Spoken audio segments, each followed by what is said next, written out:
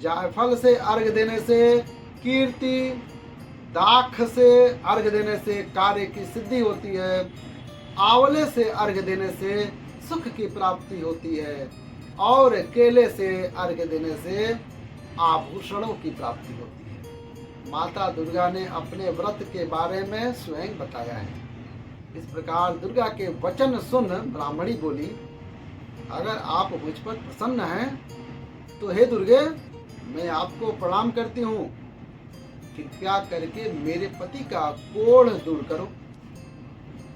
देवी ने कहा, उन दिनों तुमने जो व्रत किया था उस व्रत का एक दिन का पुण्य पति का कोढ़ दूर करने के लिए अर्पण करो। यदि व्रत करने वाला मनुष्य सारे दिन उपवास न कर सके तो एक समय भोजन करे और 10 दिन बांधवों सहित नवरात्र व्रत की कथा श्रवण करे। ब्रह्मा जी ने कहा, हे बृहस्पति, जिसने पहले इस महाव्रत को किया है वह कथा मैं तुम्हें सुनाता हूँ, आप भी सुने। ब्रह्मा जी ने जो कथा बृहस्पति भगवान को कही है वही कथा हम आपको सुनाने जा रहे हैं। तो पूर्व जन्म में निषाद भील की स्त्री थी और अति पतिव्रता थी। एक दिन तेरे पति निषाद ने चोरी की। चोरी करने के कारण तुम दोनों को सिपाहियों ने पकड़ लिया और ले जाकर जेल खाने में कैद कर दिया। उन लोगों ने तुझको और तेरे पति को भोजन भी नहीं दिया। इस प्रकार नवरात्र के दिनों में तुमने न तो कुछ खाया और न जल ही पिया। इस प्रकार 9 दिन का नवरात्र का व्रत हो गया। हे ब्राह्मणी, उन दिनों में जो व्रत हुआ उस व्रत के प्रभाव से प्रसन्न होकर मैं तुझे मनोवांछित वर देती हूँ। माता दुर्गा की पूजा हो रही है नवरात्र में और इस समय हम आपको संपूर्ण देवी कथा सुनाने जा रहे हैं। और ये देवी कथा भगवान बृहस्पति देव के द्वारा पूछने पर ब्रह्मा जी ने ये कथा कही है। वही कथा का हम आपके सामने वर्णन कर रहे हैं। देखिए, धार्मिक कथाओं के अनुसार एक बार बृहस्पति जी ने ब्रह्मा जी से सवाल किया कि चैत्र व आश्विन मास के शुक्ल पक्ष में नवरात्र का व्रत और उत्सव क्यों किया जाता है, इस व्रत का फल क्या है और इसे किस प्रकार करना उचित है। पहले इस व्रत को किसने किया था? बृहस्पति जी के इस सवाल के जवाब में ब्रह्मा जी ने कहा, हे बृहस्पति, प्राणियों के हित की इच्छा से तुमने बहुत अच्छा प्रश्न किया है। दरअसल जो मनुष्य मनोरथ पूर्ण करने वाली दुर्गा, महादेव, सूर्य और नारायण का ध्यान करते हैं वे मनुष्य धन्य हैं। यह नवरात्र व्रत संपूर्ण कामनाओं को पूर्ण करने वाला होता है। इसके करने से पुत्र की कामना करने वाले को पुत्र, धन की इच्छा रखने वाले को धन, विद्या की चाहत रखने वाले को विद्या और सुख की इच्छा करने वाले को सुख मिलता है। इस व्रत को करने से रोगी मनुष्य का रोग दूर हो जाता है, मनुष्य की संपूर्ण विपत्तियां दूर हो जाती हैं और घर में समृद्धि की वृद्धि होती है। बंध्या, जिनको पुत्र नहीं होता है उनको पुत्र प्राप्त होता है, समस्त पापों से छुटकारा मिल जाता है और मन का मनोरथ सिद्ध हो जाता है। ब्रह्मा जी के अनुसार जो मनुष्य इस नवरात्र को नहीं करता है वह अनेक दुखों को भोगता है, कष्ट व रोग से पीड़ित हो अंगहीनता को प्राप्त होता है। बहुत दुख लिखा गया है, हम पूरा दुख नहीं बताएंगे। यदि व्रत करने वाला मनुष्य सारे दिन उपवास न कर सके तो एक समय भोजन करे और 10 दिन बांधवों सहित नवरात्र व्रत की कथा श्रवण करें।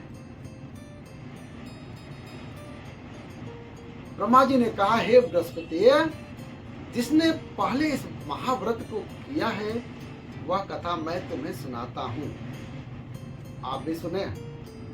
ब्रह्मा जी ने जो कथा बृहस्पति भगवान को कही है वही कथा हम आपको सुनाने जा रहे हैं। बृहस्पति जी बोले, हे ब्राह्मण, मनुष्यों का कल्याण करने वाले इस व्रत के इतिहास को मेरे लिए कहो। मैं सावधान होकर सुन रहा हूं। आपकी शरण में आए हुए मुझ पर कृपा करो। ब्रह्मा जी बोले, प्राचीन काल में मनोहर नगर में पीठत नाम का एक अनाथ ब्राह्मण रहता था। वह भगवती दुर्गा का भक्त था। उसके संपूर्ण सद्गुणों से युक्त सुमति नाम की एक अत्यंत सुंदरी कन्या उत्पन्न हुई। वह कन्या सुमति अपने पिता के घर बाल्यकाल में अपनी सहेलियों के साथ क्रीड़ा करती हुई इस प्रकार बढ़ने लगी जैसे शुक्ल पक्ष में चंद्रमा की कला बढ़ती है। उसका पिता प्रतिदिन जब माँ दुर्गा की पूजा कर होम किया करता था, वह उस समय नियम से वहां उपस्थित रहती। एक दिन सुमति अपने सखियों के साथ खेल में लग गई और भगवती के पूजन में उपस्थित नहीं हुई। उसके पिता को पुत्री की ऐसी असावधानी देखकर क्रोध आया और वह पुत्री से कहने लगा, अरे दुष्ट पुत्री, आज तूने भगवती का पूजन नहीं किया है, इस कारण मैं किसी कुष्ठ रोगी या दरिद्र मनुष्य के साथ तेरा विवाह कर दूंगा। पिता का ऐसा वचन सुन सुमति को बड़ा दुख हुआ और पिता से कहने लगी, हे पिता, मैं आपकी कन्या हूं तथा सब तरह से आपके अधीन हूं। जैसी आपकी इच्छा हो वैसा ही करो। राजा से, कुष्ठी से, दरिद्र से अथवा जिसके साथ चाहो मेरा विवाह कर दो, पर होगा वही जो मेरे भाग्य में लिखा है। मेरा तो अटल विश्वास है, जो जैसा कर्म करता है उसको कर्मों के अनुसार वैसा ही फल प्राप्त होता है। क्योंकि कर्म करना मनुष्य के अधीन पर है, पर फल देना ईश्वर के अधीन है। जैसे अग्नि में पड़ने से तृण आदि उसको अधिक प्रदीप्त कर देते हैं, उसी प्रकार कन्या के निर्भयता से कहे हुए वचन सुन उस ब्राह्मण ने क्रोधित हो अपनी कन्या का विवाह एक कुष्ठी के साथ कर दिया और अत्यंत क्रोधित हो पुत्री से कहने लगा, हे पुत्री, अपने कर्म का फल भोगो। देखे भाग्य के भरोसे रहकर क्या करती हो। पिता के ऐसे कटु वचनों को सुन सुमति मन में विचार करने लगी, अहो, मेरा बड़ा दुर्भाग्य है जिससे मुझे ऐसा पति मिला। इस तरह अपने दुख का विचार करती हुई वह कन्या अपने पति के साथ वन में चली गई और डरावने कुशायुक्त उस निर्जन वन में उन्होंने वह रात बड़े कष्ट से व्यतीत की। उस गरीब बालिका की ऐसी दशा देख देवी भगवती ने पूर्व पुण्य के प्रभाव से प्रकट हो सुमति से कहा, हे दीन ब्राह्मणी, मैं तुझसे प्रसन्न हूँ, तुम जो चाहो सो वर मांग सकती हो। भगवती दुर्गा का यह वचन सुन ब्राह्मणी ने कहा, आप कौन हैं? वह सब मुझसे कहो। ब्राह्मणी का ऐसा वचन सुन देवी ने कहा, मैं आदि शक्ति भगवती हूँ और मैं ही ब्रह्म विद्या व सरस्वती हूँ। प्रसन्न होने पर मैं प्राणियों का दुख दूर कर उनको सुख प्रदान करती हूँ। हे ब्राह्मणी, मैं तुझ पर तेरे पूर्व जन्म के प्रभाव से प्रसन्न हूँ। तुम्हारे पूर्व जन्म का वृतांत सुनाती हूँ, सुनो। तू पूर्व जन्म में निषाद भील की स्त्री थी और अति पतिव्रता थी। एक दिन तेरे पति निषाद ने चोरी की। चोरी करने के कारण तुम दोनों को सिपाहियों ने पकड़ लिया और ले जाकर जेल खाने में कैद कर दिया। उन लोगों ने तुझको और तेरे पति को भोजन भी नहीं दिया। इस प्रकार नवरात्र के दिनों में तुमने न तो कुछ खाया और न जल ही पिया। इस प्रकार 9 दिन का नवरात्र का व्रत हो गया। हे ब्राह्मणी, उन दिनों में जो व्रत हुआ उस व्रत के प्रभाव से प्रसन्न होकर मैं तुझे मनोवांछित वर देती हूँ। तुम्हारी जो इच्छा हो सो मांगो। इस प्रकार दुर्गा के वचन सुन ब्राह्मणी बोली, अगर आप मुझ पर प्रसन्न हैं तो हे दुर्गे, मैं आपको प्रणाम करती हूँ। कृपया करके मेरे पति का कोढ़ दूर करो। देवी ने कहा, उन दिनों तुमने जो व्रत किया था उस व्रत का 1 दिन का पुण्य पति का कोढ़ दूर करने के लिए अर्पण करो। उस पुण्य के प्रभाव से तेरा पति कोढ़ से मुक्त हो जाएगा।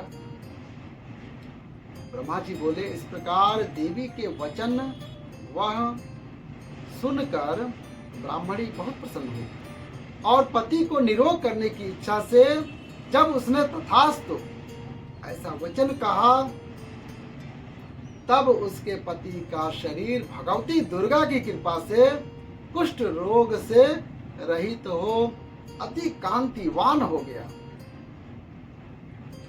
वह ब्राह्मणी पति की मनोहर देह को देख देवी की स्तुति करने लगी।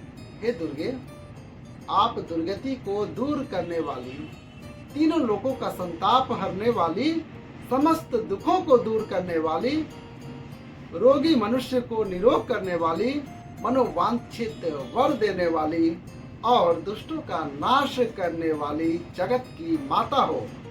हे अम्बे, मुझ निरपराध अबला को कुष्ठी मनुष्य के साथ विवाह कर घर से निकाल दिया। पिता से तिरस्कृत निर्जन वन में विचर रही हूँ। आपने मेरा इस आपदा से उद्धार किया है। हे देवी, आपको प्रणाम करती हूँ, मेरी रक्षा करो।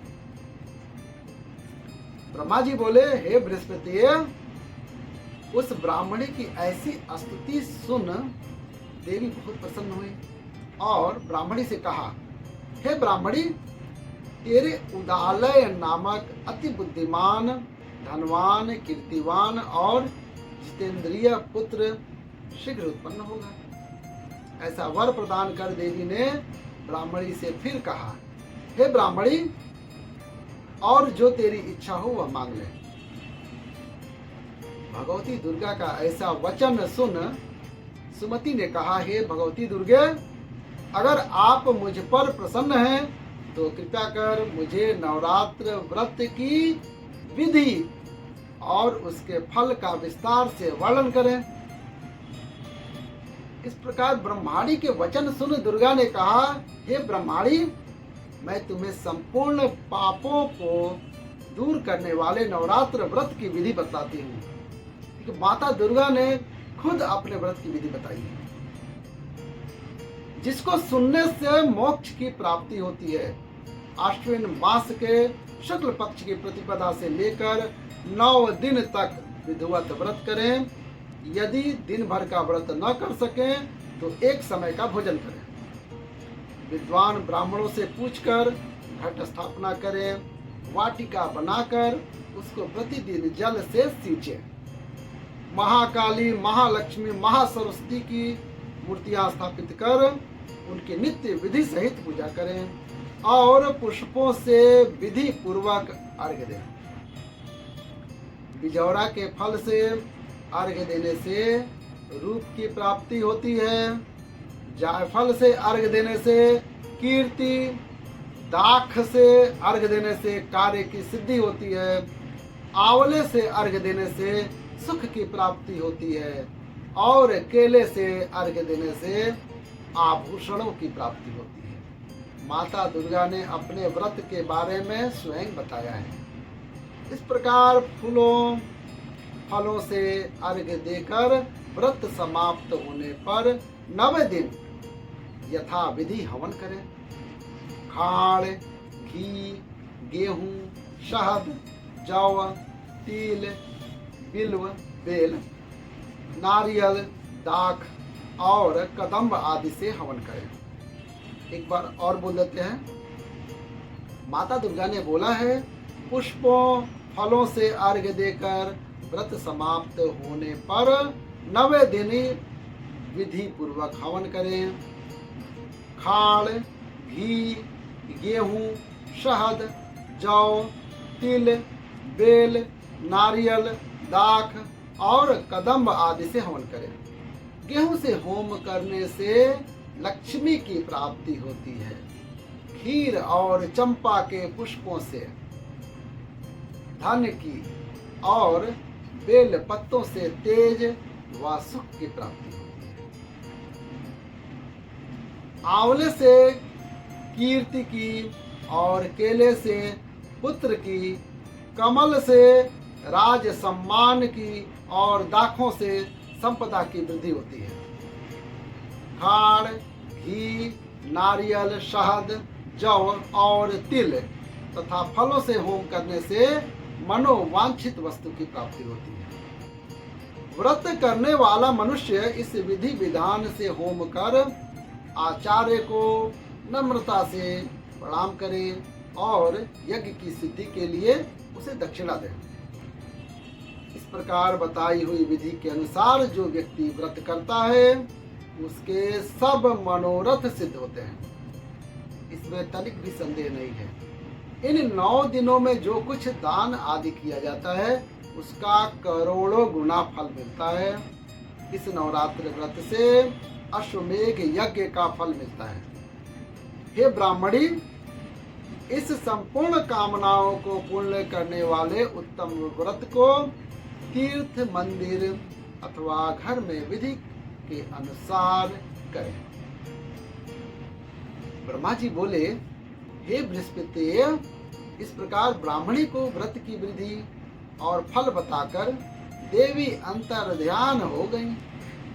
जो मनुष्य या स्त्री इस व्रत की भक्ति पूर्वक करता है वह इस लोक में सुख प्राप्त कर अंत में दुर्लभ मोक्ष को प्राप्त हो जाता है।